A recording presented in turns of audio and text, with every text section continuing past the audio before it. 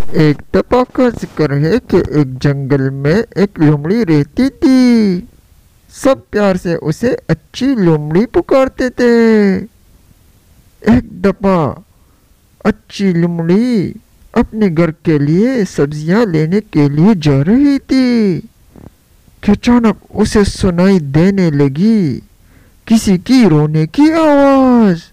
اچھی لومڑی نے ادھر ادھر دیکھا لیکن اسے کوئی بھی نظر نہیں آیا، لیکن اس نے سوچا کہ کوئی مدد کو پکار رہا ہے، اسی لیے وہ ادھر ادھر بھاگنے لگی اور اچانک اس کی نظر پڑی ایک ہاتھی کے بچے پر جو کہ بہت ہی رو رہا تھا۔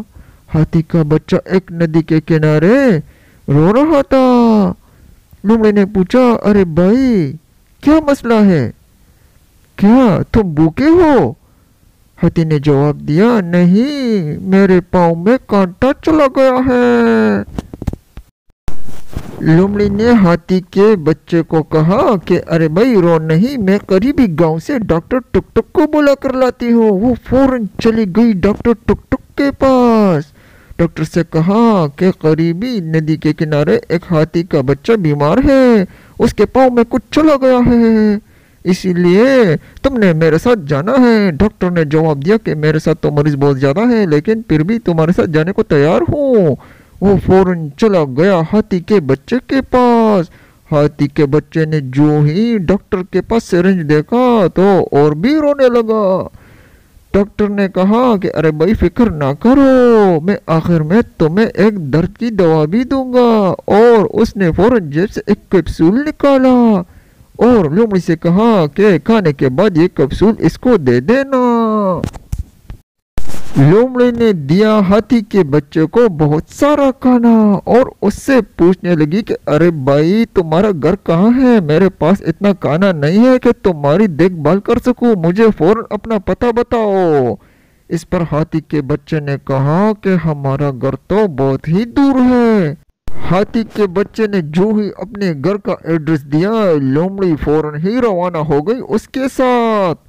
ہاتھی کے بچے کو کہنے لگی کہ ارے بھائی آؤ، میں تمہیں فوراً اپنی امی کے پاس پہنچا دیتی ہوں، وہ بھی پریشان ہوگی۔ اور آخر کار وہ سفر طے کرنے لگے۔ راستے میں ہاتھی نے لومڑی سے کہا کہ ارے بھائی تم مجھے اپنے بچپن کا کوئی قصہ تو سنا دو، کیونکہ سفر بہت زیادہ ہے اور میں بور ہو رہا ہوں۔ لومڑی نے کہا کہ ارے بھائی میرے پاس قصے کہانیاں تو نہیں ہیں، لیکن بس ایک بات ہے کہ تم فضول ادھر ادھر مت پھرو، کیوں پھر تمہارے پاؤں کو کچھ ہو جائے گا۔ اور آج تو میں مدد کرنے کو آ پہنچی، لیکن پھر کیا پتا کہ تمہارے پاس کوئی آئے یا نہ۔ اس کے بعد وہ پہنچ گئے ہاتھی کے امی کے پاس۔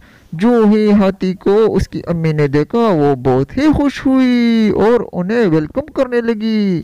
ہاتھی کا بچہ بھی وہاں رونے لگا اور اپنی امی سے کہا کہ امی آپ مجھے بہت یاد آتی تھی، اور اس لومڑی نے میری بہت ہی خدمت کی اور مجھے ڈاکٹر کے پاس لے کر گئی۔ ہاتھی کی امی نے دوبارہ لومڑی کا شکریہ ادا کیا اور اپنے بچے کے ساتھ ہنسی خوشی زندگی گزارنے لگی۔